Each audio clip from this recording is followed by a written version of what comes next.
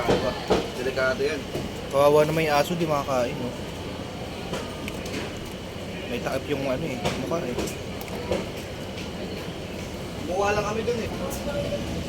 Paano makakain yan? May takip yung mukha. Ano eh. Binigyan lang kami. Sino kaya may-ari nito? Gutom na gutom siya. Pre, binigyan lang sa amin.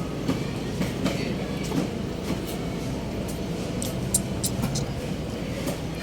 Naubos oh, nakakain. Hindi nakakain. Paano makakain? May harang nga yung may harang yung bunga. Nadudurog lang sa mukha niya eh. Yan, nakakagat kasi. Oo. Hindi niya nadidilaan lang niya.